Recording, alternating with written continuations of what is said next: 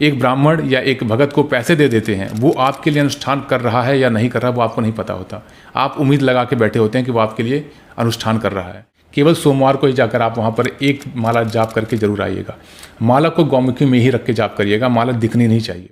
लेकिन कहीं ना कहीं यह भी कहा जाता है कि अगर ईश्वर से आपकी भक्ति कनेक्टेड है, आपके भाव बहुत शुद्ध हैं, आपके पुनर्जन्म में जो संस्कार कह सकते हैं आप, या फिर जो कर्म स्पिरिचुअलिटी की तरफ है वो अच्छे थे, सो मंत्र कुछ उच्चारण में भी जागृत हो जाते हैं, ये देखने को भी मिला है। सो आप इसका डेली एक माला भी अगर जाप करेंगे, ईश्वर को साक्षी मानकर, महादेव को स्मरण में रख के, आपके घर में कभी भी अकाल मृत्यु घटित नहीं होगी।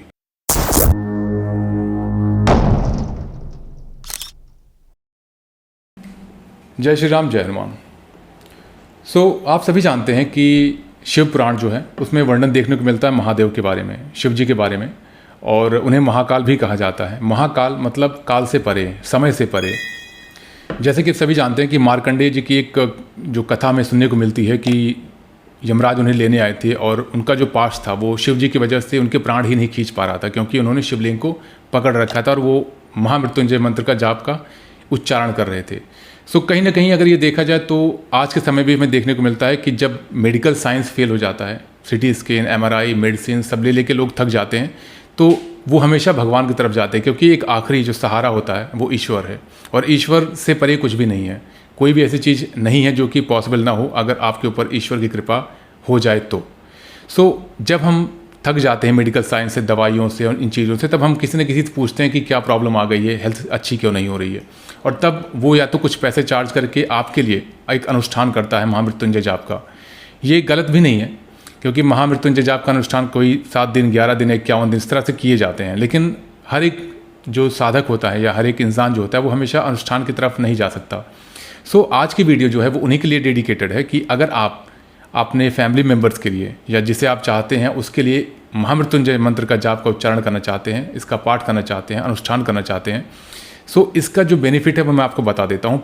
अगर स्वर विज्ञान को देखें, एक सामवेद में अगर हम देखें तो इसका वर्णन देखने को मिलता है, इसका हर एक अक्षर जो है वो अपने आप में एक स्वर उत्पन्न करता है, क्योंकि हम सभी जानते हैं जो मंत्र होता है उसकी एक स्पेसिफिक वाइब्रेशन होती है, और इस मंत्र की जो वाइब्रेशन जो कि ओम से स्टार्ट होता है और जो पूरा मंत्र है वो बहुत हाई वाइब्रेशन आपके बॉडी में प्रोड्यूस करता है, और कहीं ना कहीं ये नाड़ियों को जो शुद्ध करती है। हम सभी जानते हैं हमारे बॉडी में ईड़ा, पिंगला, सुषुम्ना और इस तरह की 72,000 नाड़ियाँ होती हैं, और जब ये हम इसका चैंट करते हैं तो कहीं ना कहीं इसका वाइब्रेशन जो है आपकी नाड़ियों को शुद्ध करता है, और जो बॉडी में वाइब्रेशन प्रोड्यूस करता है वो कहीं ना कहीं उस रोगी, अगर उस रोगी को आप सुनाते हैं या जो रोगी है वो इस मंत्र का जाप करता है, कहीं ना कहीं इसका फल उसको देखने को मिलता है।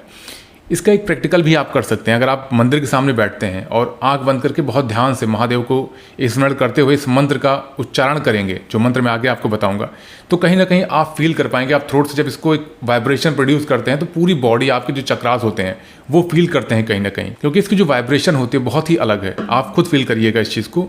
अगर जो लोग नहीं मानते, आप बैठिएगा और इस मंत्र का जाप करिएगा केवल 7 बार, बहुत ध्यान से, बहुत आहिस्ते से, एक सांस लेके आप इस मंत्र का जाप करेंगे, आप इस मंत्र की जो एक वाइब्रेशन है वो फील कर पाएंगे।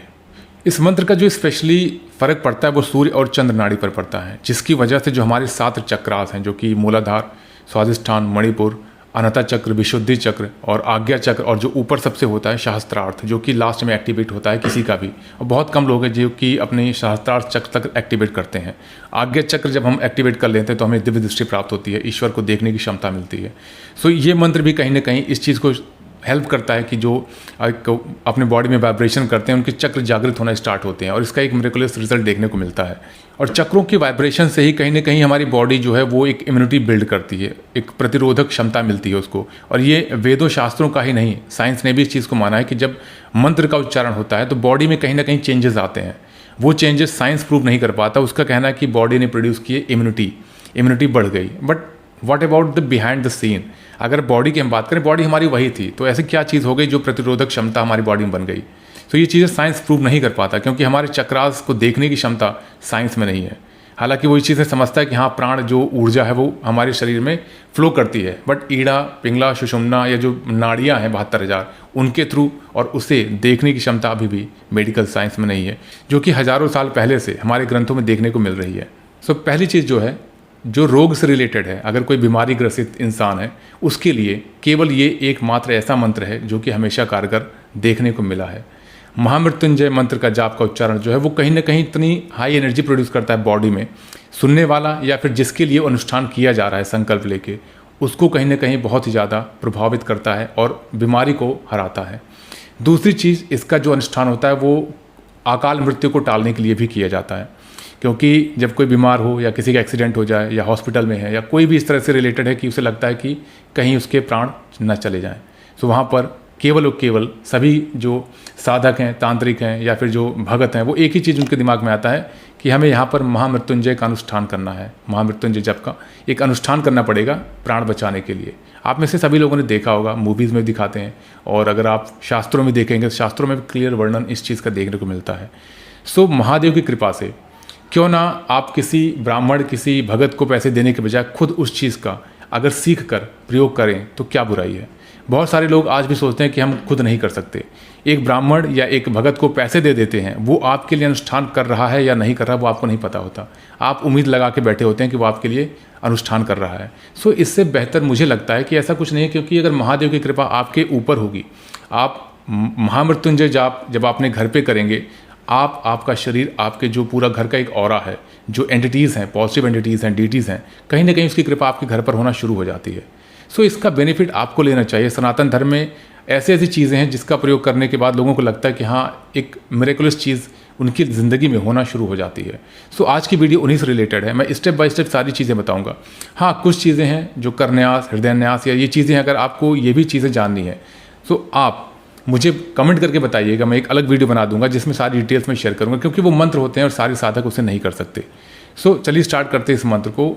सबसे पहली चीज़ बताना चाहूँगा, इसमें आपके लिए जो मैंडेटरी है वो एक रुद्राक्ष की माला है, दूसरा भस्म है। दो चीज़ आपको अरेंजमेंट करनी है। जब भी आप इस मंत्र का अनुष्ठान करेंगे, पहली चीज़ आपको भस्म लगानी है, दूसरी चीज़ रुद्राक्ष आपको पहननी है। रुद्राक्ष पहनने का मतलब पूरी माला नहीं कह रहा। अगर आपके पास माला है बहुत अच्छी बात है। मंत्र जाप की माला अलग होगी। एक रुद्राक्ष चाहे 5 मुखी का ही क्यों ना हो, आप अरेंज करके उसे आप धारण करिएगा, क्योंकि शास्त्रों में भी इस चीज़ का वर्णन देखने को मिलता है कि भस्म और रुद्राक्ष जब एक साधक पहन के बैठता है और तब महादेव के मंत्र का अनुष्ठान करता है, महादेव बहुत प्रसन्न होते हैं। दूसरी चीज़ आसन। आसन के लिए मैं हर वीडियो में बताता हूँ कि 2 ही आसन आप प्रयोग कर सकते हैं। पहला आसन है, अगर वो ऊनी कंबल का आसन हो बहुत अच्छा होता है, नहीं तो कुश आसन प्रयोग कर सकते हैं। कुश आसन महिलाएं प्रयोग नहीं करेंगी, पुरुष दोनों आसन का प्रयोग कर सकते हैं। महिलाएं केवल ऊनी कंबल का जो लाल कलर का हो बहुत अच्छा है, क्योंकि शास्त्रों में ब्रह्म पुराण में कहा गया है, काम्यार्थम कंबलम चैव श्रेष्ठम न रक्त कंबलम कुशाशेन मंत्र सिद्ध्यर्थे कार्य विचारणे। सो अगर आप इसको देखेंगे तो कहीं ना कहीं ये चीज़ें देखने को हमें शास्त्रों में मिलती है कि हमें केवल 2 ही, और मृग चर्म का बहुत लोग प्रयोग करते हैं। तो वो अगर आप गृहस्थ हैं, कोई आपको रिकमेंड करता है, तो गृहस्थ लोगों के लिए मृग चर्म का आसन उपयुक्त नहीं होता है। सो आप इसका प्रयोग ना करिएगा।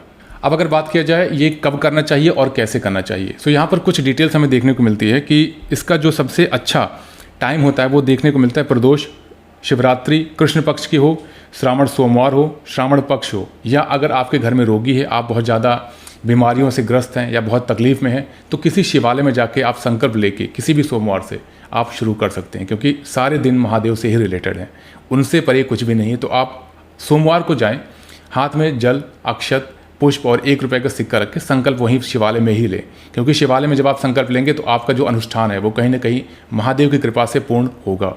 आपको संकल्प अपनी लैंग्वेज, एक सिंपल भाषा में जिसमें आपके भाव उत्पन्न हो, उस तरह से संकल्प लेना है। अगर आपको फिर भी नहीं समझ में आता तो मैं डिस्क्रिप्शन बॉक्स में किस तरह से आपको संकल्प लेना है वो बता देता हूँ। जो मंत्र पढ़ना चाहते हैं, मंत्र के द्वारा संकल्प लेना चाहते हैं, उनके लिए स्क्रीन पर है, अमुक कामना सिद्धार्थे श्री महामृत्युंजय मंत्र से अमुक संख्या परिमितम जपम करिष्यते। सो यहाँ पर जो अमुक है वहाँ पर आपको अगर 1.25 लाख का आप अनुष्ठान करना चाहते हैं तो सपाद लक्षम, अगर आप 5 लाख का करना चाहते हैं तो पंच लक्षम। सो इस तरह से आप वहाँ पर मेंशन करेंगे। अगर आप हिंदी में बोलना चाहते हैं तो आप हिंदी में अपनी भावना के साथ बोलिएगा, ताकि जो शब्द होते हैं वो कहीं ना कहीं एक मीडियम जरूर होते हैं, लेकिन जो हमारी भावना होती है वो महादेव या ईश्वर से बहुत जल्दी कनेक्ट होती है। आप क्या कहना चाहते हैं, आपकी क्या प्रॉब्लम है, सब महादेव को पता है। केवल आपको संकल्प लेके कुछ एफर्ट करना है ताकि महादेव आप पर कृपा कर सकें। अब इसका अनुष्ठान आप संकल्प लेने के बाद अपने घर पे कर सकते हैं। घर पे जैसे कि हम सभी जानते हैं कि जो मंत्र जाप का फल होता है वो घर पर कम और शिवालय में बहुत ज़्यादा होता है। सो अगर आप शिवालय में आपके पास अवेलेबिलिटी हो, आपके आसपास मंदिर हो कोई सिद्ध, वहाँ पर शिव जी का शिवलिंग हो, वहाँ पर अगर आप जाके मंत्र जाप करेंगे बहुत अच्छा है। अगर आप डेली नहीं कर सकते, केवल सोमवार को ही जाकर आप वहाँ पर एक माला जाप करके जरूर आइएगा। माला को गौमुखी में ही रख के जाप करिएगा, माला दिखनी नहीं चाहिए, ना आपके घर पर और ना जब आप मंदिर में जाएंगे तब। उस माला को अंदर ही रखिएगा। तर्जनी नहीं टच करनी है, मैंने ऑलरेडी वीडियो में समझा रखा है कैसे मंत्र जाप करते हैं। तर्जनी नहीं टच होगी, केवल 3 उंगलियों का आप प्रयोग करेंगे। मध्यमा पर आपको माला रखनी है और कनिष्ठ से और अंगूठे की सहायता से उसको आपको आगे एक एक बीट्स जो है वो एक एक जो रुद्राक्ष है उसे आपको बढ़ाना है, क्योंकि रुद्राक्ष की माला ही हम प्रयोग करेंगे यहाँ पर। सो किस दिन करना है, कहाँ पर करना है, दोनों चीज़ें हो गई। सो अब बात आती है कैसे करना है। जब भी आप इसका अनुष्ठान करने बैठे हैं अपने मंदिर के सामने या शिवालय में ऑलरेडी वहाँ पर अखंड ज्योति या ज्योति जल रही होगी। अगर आप मंदिर में बैठते हैं तो देसी घी का आपको दीपक जलाना है। जो भी आप वहाँ पर मंत्र उच्चारण, जिसको भी आप गणेश जी को प्रणाम करके जिस तरह करते हैं वो पद्धति करने के बाद आप अपनी माला उठाएंगे। माला को सर से पहले आप प्रणाम करेंगे। अगर आपने नई माला ली है तो उसे सिद्ध करना है। दूसरी भाषा में अगर हम कहें तो उसका संस्कार करना है। अब यहाँ पर वीडियो लंबी हो जाएगी, इसमें पूरी डिटेल्स नहीं बताऊंगा, सिंपल से बता देता हूँ। आपको एक प्लेट लेनी है, पीपल का पत्ता लेना है। पीपल का पत्ता रख के आपको माला उस पर रखनी है। अगर पीपल का पत्ता अरेंजमेंट नहीं हो पाता, पान का पत्ता प्रयोग कर लीजिएगा। पान का पत्ता रख के उसके ऊपर आपको माला रखनी है। गंगा जल से, दही से, शहद से आप स्नान कराइएगा। उसके बाद भस्म उस पर छिड़क कर प्रणाम करिएगा और महादेव को इस विनती से प्रणाम करिएगा कि इस माला का संस्कार करिए, इस माला को जागृत करिए, मैं आपका मंत्र का अनुष्ठान करने जा रहा हूँ। पूरी भावना के साथ आप जब बोलेंगे वो मंत्र ऑलरेडी उस माला के लिए कनेक्ट हो जाएगा, क्योंकि महादेव की कृपा से सारी चीज़ें ईजिली हो जाएंगी आपके लिए। फिर आप उस माला का प्रयोग कर सकते हैं। जो लोग ऑलरेडी मंत्र जाप कर रहे हैं वो माला से जब आप मंत्र स्टार्ट करेंगे तो सबसे पहले आपको माला को प्रणाम करना है। माला को प्रणाम करने के 2 मंत्र हैं, दोनों मैं आपको स्क्रीन पर दे देता हूँ। इस तरह से ये दोनों मंत्र आपको उच्चारण करना है। ओम अक्ष मालाधिपते नमः, ओम माम माले नमः। दोनों में से कोई मंत्र आप प्रयोग कर सकते हैं। आपको बोलकर दोनों आंखों पर और हृदय पर लगा लेना है प्रणाम कर कर। इस तरह से आप अपने माला को प्रणाम करेंगे, उसके बाद आप अपना अनुष्ठान शुरू कर सकते हैं। मैं रिकमेंड करूंगा सबसे पहले आपको गणेश जी की एक माला करनी है। ओम गम गणपताय नमः, ओम श्री गणेशाय नमः। दोनों में से कोई मंत्र जो आप बोलते हो आप इसकी एक माला जरूर करिएगा हर दिन। अगर हो सके बहुत अच्छा है, अगर नहीं हो सकता तो जब आप अनुष्ठान शुरू करते हैं तो उस दिन तो जरूर से जरूर एक माला आपको गणेश जी की करनी है। बाकी दिन आप गणेश जी को प्रणाम करने के बाद ही जो मंत्र है, ये जो माला है, उसका अनुष्ठान स्टार्ट करेंगे, मंत्र का जाप करेंगे। सो मंत्र जाप से पहले एक पद्धति और आपको करनी है जो कि बीच में रह गई। आपको भस्म लगाना है। रुद्राक्ष जब आप धारण करेंगे आपको भस्म लगाने के बाद ही मंत्र का उच्चारण करना है। भस्म लगाने की मैं आपको पद्धति बता देता हूँ। भस्म लगाने के लिए 3 पद्धतियाँ होती हैं। प्रातः काल में अगर आप भस्म लगाते हैं तो भस्म को हाथ में लेके हल्का सा जल मिला के आपको उसको जागृत करना होता है। ये 2 उंगलियाँ, एक अंगूठा और एक तर्जनी, एक अंगूठा एक कनिष्ठ उंगली को इस तरह से क्लॉकवाइज घुमा के ओम नमः शिवाय, ओम नमः शिवाय, ओम नमः शिवाय 3 या 5 बार घुमा के आपको भस्म धारण करना है। भस्म धारण करना सिंपल होता है। सबसे पहले आपको अंगूठे का प्रयोग करना है और एक सीधा ऊपर की तरफ रेखा खींचनी है। उसके बाद आपको मध्यमा और कनिष्ठ के द्वारा इस तरह से करके लेफ्ट से राइट 2 लाइन खींचनी है। फिर आप अंगूठे का प्रयोग करके राइट से लेफ्ट की तरफ ले जाएंगे। तो इस तरह से आपको भस्म धारण करना है। दोपहर में अगर आप लगाते हैं तो भस्म और चंदन या कोई एक गंध उसमें प्रयोग करके लगा सकते हैं, जल नहीं मिश्रित करना। उसके बाद अगर आप इवनिंग में लगाते हैं शाम को तो केवल आपको भस्म लगाना है, उसमें जल या कोई भी गंध उसमें मिश्रित नहीं करना। केवल भस्म सिंपल सा आप इस तरह लगा लीजिए या इस तरह जैसे मैंने आपको बताया जो भस्म लगाने की पद्धति है, भस्म धारण करने की जो पद्धति है। रुद्राक्ष आपने पहन ली, भस्म धारण कर लिया। आपके सामने जो आपका अखंड ज्योत कह सकते हैं या कोई दीप कह सकते हैं जो देसी घी से आपको जलाना है। गणेश जी को आपने प्रणाम कर लिया। सारे जो देवी देवता उनको प्रणाम करने के बाद उसके बाद आपको जो माला है उसे प्रणाम करके फिर उसके बाद मंत्र का जाप शुरू करना है, महादेव को स्मरण करके। मंत्र जैसे कि आपके स्क्रीन पर दिख रहा है, मैं आपके लिए प्रोनाउंसिएशन कर देता हूँ इस चीज़ का।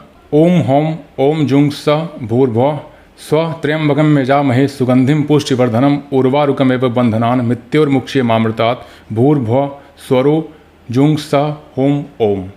सो इस मंत्र का आप उच्चारण अगर यहाँ नहीं भी समझ में आता तो आप गूगल पर डालेंगे या फिर आप अगर यूट्यूब पर भी देखेंगे तो बहुत सारे प्रोनाउंसिएशन के वीडियोस आपको मिल जाएंगे। इस मंत्र का जो जाप करना है वो 1.25 लाख जाप करना है और कोशिश करिएगा हर सोमवार को शिव जी के मंदिर में जाके सरसों का दीप जरूर जलाइएगा, उसमें काला तिल डालकर।